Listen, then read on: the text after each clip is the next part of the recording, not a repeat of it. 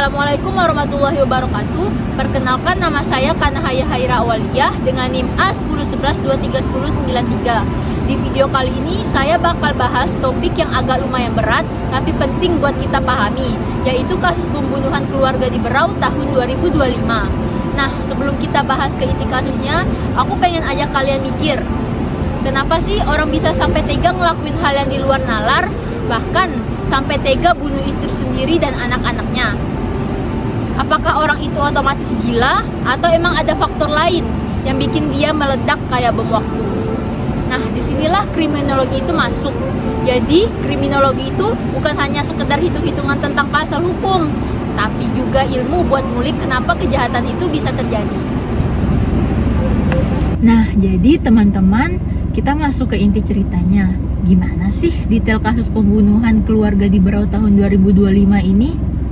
Pelakunya adalah seorang pria berinisial JL yang berusia 34 tahun yang memakan korban istrinya sendiri NV berusia 33 tahun dan dua orang anak balitanya, yang pertama NJ berusia 6 tahun dan yang kedua NS berusia 5 tahun. Jadi ini benar-benar satu keluarga inti yang habis dalam satu kejadian. Peristiwa ini terjadi pada Minggu pagi 10 Agustus tahun 2025 sekitar pukul 7 pagi di rumah kediaman mereka di Kampung Punan Mahakam, Kecamatan Segah, Kabupaten Berau, Kalimantan Timur.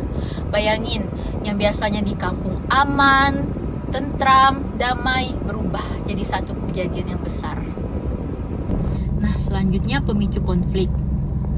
Menurut keterangan polisi dan berita, pemicu konfliknya adalah konflik rumah tangga yang udah lama banget. NV istrinya sering meminta cerai kepada suaminya. Kemudian keputusan cerai itu didukung oleh ayahnya NV selaku mertuanya JL. Nah, JL ini merasa terpojok dan gagal menjadi suami serta kehilangan wibawanya di depan keluarganya. Juga sebelum kejadian, JL seringkali mengancam akan memerangi istrinya. Jadi sebenarnya sudah ada peringatan dari lama, tapi sayangnya belum ada intervensi nyata. Kita nggak cuma lihat apa yang dilakuin, tapi kita juga harus lihat kenapa sih itu dilakuin. Dan menariknya, banyak sekali teori kriminologi yang dapat kita pakai buat menganalisis kasus nyata. Salah satunya teori strain dan teori labeling yang menjadi fokus utama kita buat hari ini.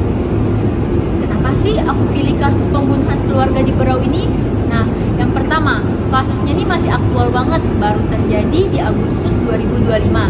Yang kedua, kasusnya sangat menyentuh karena terjadi di lingkup paling kecil, yaitu keluarga. Bayangin, rumah yang seharusnya menjadi tempat paling aman malah menjadi lokasi kejadian.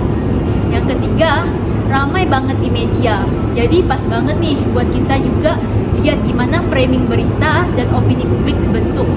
Nah, biar makin kebayang, coba deh kalau ada orang di sekitar kalian yang suka bilang, awas ya nanti kebacok kau. Terus semua orang nganggap itu emosi sesaat, bahkan itu bercandaan. Nah, kurang lebih kasus keluarga di Berau ini seperti itu. Ada tanda-tanda tapi diabaikan dan akhirnya meledak jadi tragedi fatal. Nah, kejadian utamanya itu di pagi hari. Konflik memuncak. JL kalap ngambil parang lalu ngebunuh istrinya dengan luka parah di bagian perut dan kepala. NV ditemukan tergeletak di depan kamar mandi. Tragisnya, dua orang anak mereka juga jadi korban. Menurut laporan, mereka dibunuh saat masih tidur di kamar. Jadi, bahkan gak sempat buat menyadari bahaya.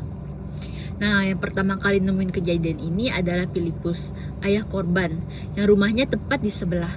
Dia curiga ada suara benturan aneh. Terus pas dicek langsung kaget dan teriak histeris karena lihat anak dan cucunya udah bersimbah darah. Warga pun datang. JL berhasil diamankan dan kemudian diserahkan ke polisi. Pas diperiksa polisi, JL nggak bisa ngasih keterangan yang jelas. Ucapannya ngelantur, bahkan sempat viral. Dia nyambungin perbuatannya sama anime One Piece. Banyak orang langsung mikir, oh ini orang gila nih. Akhirnya JL dibawa ke poli jiwa di Rumah Sakit Umum Daerah Abdul Rifai buat diperiksa kondisi mentalnya. Nah, setelah kita tahu kronologi lengkapnya, sekarang kita coba bedah kasus ini pakai kacamata teori strain. Apa sih itu teori strain?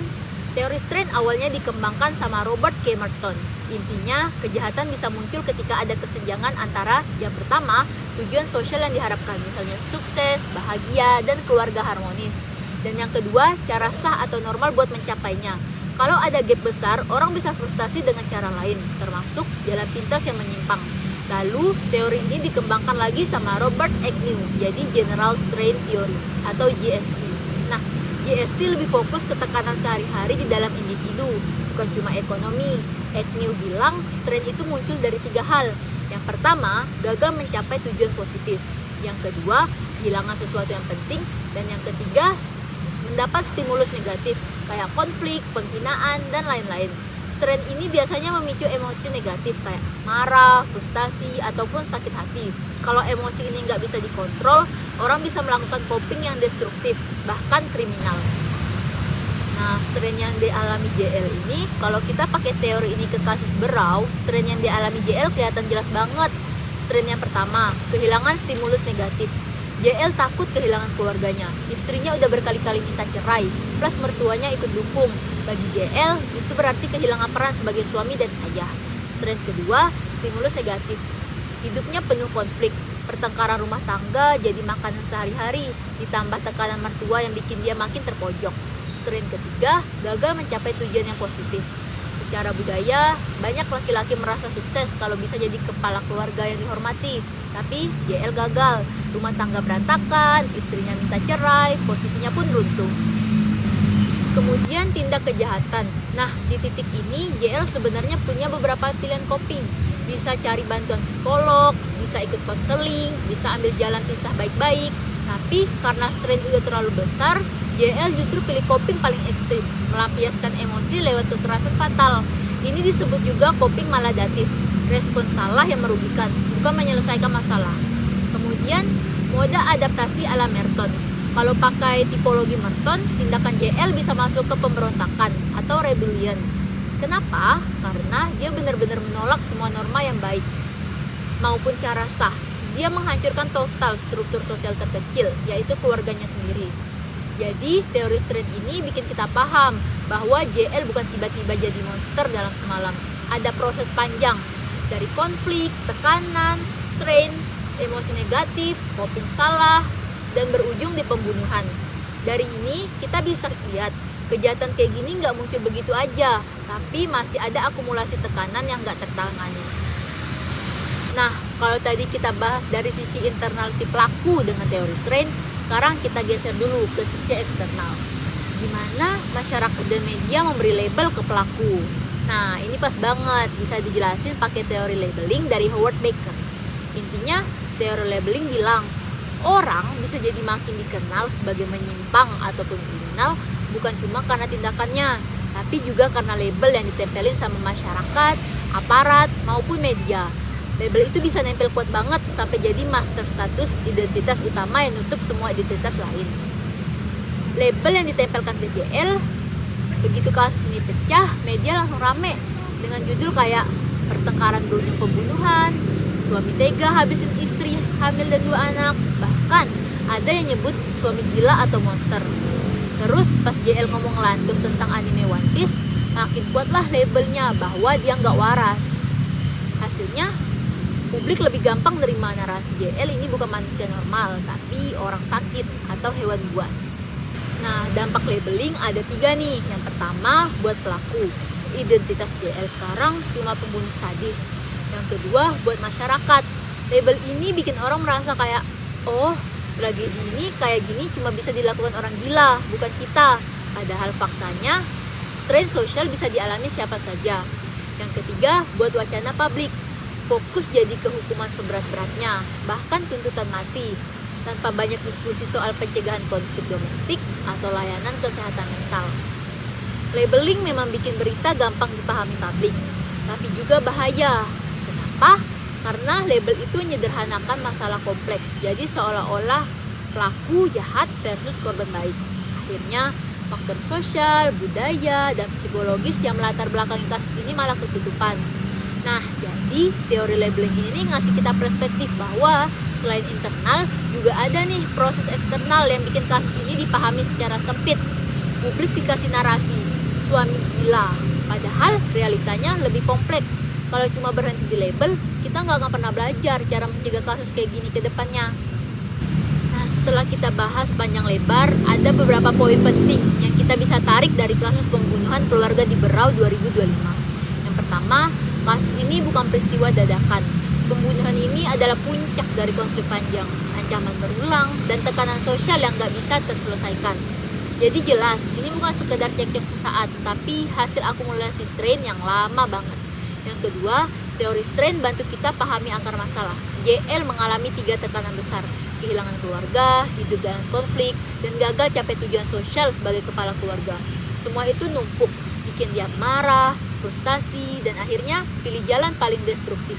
Yang ketiga, teori labeling nunjukin sisi lain. Begitu kasusnya pecah, masyarakat dan media kasih cap monster, orang gila. Label ini bikin publik gampang memahami, tapi juga masalah jadi terlalu disederhanakan. Kalau cuma berhenti di label, kita nggak pernah belajar cara mencegah kasus serupa. Nah, yang terakhir keempat, solusi 2 arah, hukum atau penal, jelas harus ditegakkan, termasuk kemungkinan pasal pembunuhan berencana.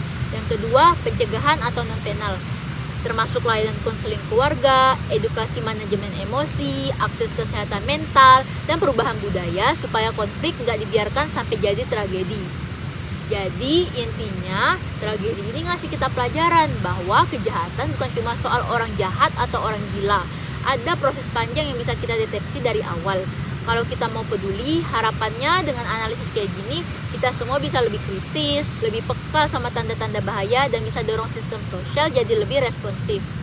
Jadi teman-teman, itu saja presentasi aku kali ini. Makasih banget udah nemenin aku dari awal sampai akhir video. Semoga bermanfaat, bukan cuma buat tugas, tapi juga buat refleksi kita bareng-bareng. Jangan lupa, belajar kriminologi itu bukan cuma hafalin teori, tapi juga bikin kita peka sama realitas sekitar. Terima kasih. Sekian dari saya. Wabillahi taufiq wal hidayah. Wassalamualaikum warahmatullahi wabarakatuh. She talks kind